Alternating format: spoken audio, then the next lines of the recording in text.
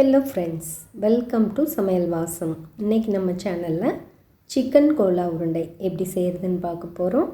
நம்மளோட வீடியோவை முதல் முறையாக பார்க்குற வியூவருக்கு ஒரு அன்பான ரெக்வெஸ்ட். வீடியோ பிடிச்சிருந்தது அப்படின்னா வீடியோ முழுவதும் பார்த்த பிறகு சப்ஸ்கிரைப் பண்ணிக்கோங்க. கூடவே பக்கத்தில் இருக்க பெல் ஐக்கானை கிளிக் பண்ணி ஆளுங்கிற ஆப்ஷன் செலக்ட் பண்ணிக்கோங்க. அப்போ தான் அடுத்தடுத்து அப்லோட் பண்ணுற வீடியோஸ் உங்களுக்கு நோட்டிஃபிகேஷனாக வரும். வாங்க இப்போ இந்த கோலா உருண்டை எப்படி செய்கிறதுன்னு பார்த்துடலாம். சிக்கன் இது 1/2 kg சிக்கன் எடுத்திருக்கேன். கடையிலேயே இந்த மாதிரி கோலா உருண்டைக்கு வேணும்னு சொன்னோம்னா இந்த மாதிரி கொத்தி கொடுத்துடுவாங்க. இன்கேஸ் உங்களுக்கு அப்படி பண்ணி தரல அப்படின்னா நீங்கள் மிக்ஸி ஜாரில் போட்டு இந்த மாதிரி துருவி எடுத்து வச்சுக்கோங்க. எலும்புகள் இல்லாமல் எடுத்து வச்சுக்கோங்க. மிக்ஸி ஜார் எடுத்துக்கலாம். அதில் அரை மூடி தேங்காய் சேர்த்துருக்கேன் நான். இது 1/2 kg சிக்கனுக்கு. கூடவே சின்ன துண்டு இஞ்சியை இந்த மாதிரி கட் பண்ணி சேர்த்துக்கலாம், நல்லா அரைப்படுறதுக்காக. கூடவே 10 பல்லு பூண்டு சேர்த்துக்கலாம். சின்ன வெங்காயம் சேர்த்துக்கலாம். பெரிய சைஸாக இருந்தால் 8 வெங்காயம் சேர்த்திங்கன்னா போதும். சின்னதாக இருந்தனால நான் எக்ஸஸ் சேர்த்துருக்கேன். இது எல்லாத்தையும் இப்போ நல்லா துருவி எடுத்துக்கலாம். தேங்காய் துருவாமல் இருக்கிறனால ஃபஸ்ட்டு துருகி எடுத்துடலாம். கூடவே 2 கிராம்பு, 2 துண்டு பட்டை சேர்த்துக்கலாம். சோம்பு சேர்த்துருக்கேன். 1/2 டீஸ்பூன் சோம்பு சேர்த்துருக்கேன். அரை டீஸ்பூன் கசகசா, 1/4 டீஸ்பூன் மஞ்சள் தூள், 1 டீஸ்பூன் வரமிளகாய் தூள், 2 பச்சை மிளகாய் சேர்த்துருக்கேன். உங்களுக்கு இன்னும் காரம் எக்ஸஸாக வேணுன்னா நீங்கள் எல்லாமே எக்ஸஸாக சேர்த்துக்கலாம். கூடவே கொஞ்சம் மல்லி இலை சேர்த்துக்கலாம். பொட்டுக்கடலை சேர்க்கலாம். டேபிள் ஸ்பூனில் சேர்த்துருக்கேன். அரை கிலோ சிக்கனுக்கு 4 டேபிள் ஸ்பூன் பொட்டுக்கடலை சேர்த்துருக்கேன். அப்போ தான் கோலா உருண்டை உதிராமல் நல்லா வரும். கூடவே தேவையான அளவு உப்பு சேர்த்துடலாம். சிக்கன் எல்லாத்துக்குமே தேவையான அளவு உப்பு இதிலேயே சேர்த்து அரைச்சிடலாம். ரொம்ப தண்ணி விட்டுறக்கூடாது.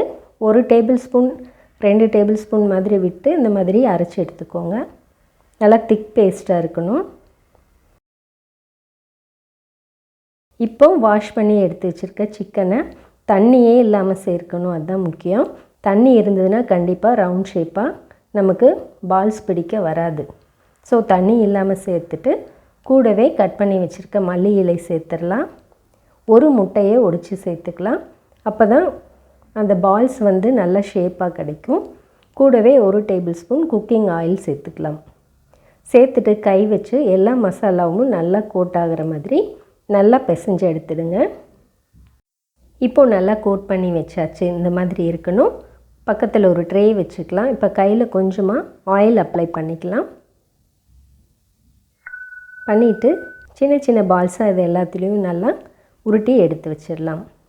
ரொம்ப பெரிய பால்ஸாக வேண்டாம், உள்ளே வேகாமல் கூட இருக்கும் மாவு மாதிரி. ஸோ மீடியம் சைஸான பால்ஸாக ஒரே ஷேப்பில் வர மாதிரி எல்லாத்தையும் பால்ஸாக ரெடி பண்ணி வச்சுக்கலாம். ஃபஸ்ட்டு பாருங்கள், இப்போ நான் எல்லாத்தையும் பால்ஸாக ரெடி பண்ணி வச்சுட்டேன். ரெடியாக இருக்குது. இப்போ ஃப்ரை பண்ணிடலாம். ஸ்டவ் ஆன் பண்ணிவிட்டு ஒரு கடாய் வச்சுக்கலாம். ஃப்ரை பண்ணுறதுக்கு தேவையான அளவு எண்ணெய் சேர்த்துக்கலாம்.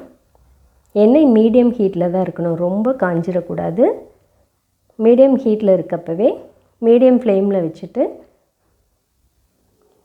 நம்ம பிடிச்சி வச்சுருக்க கோலா உருண்டைகளை இதில் சேர்த்துடலாம். ரொம்ப அதிகமாகவும் சேர்க்காதீங்க. ஆயில் எவ்வளோ ஊற்றிருக்கீங்களோ அதுக்கு தகுந்த மாதிரி மிதங்கிற அளவு சேர்த்துக்கோங்க. அப்போ தான் அடியில் பிடிக்காமல் நல்லா ஃப்ரை ஆகி வரும். போட்டு 2 நிமிஷத்துக்கு கரண்டி எதுவும் வைக்க வேண்டாம்.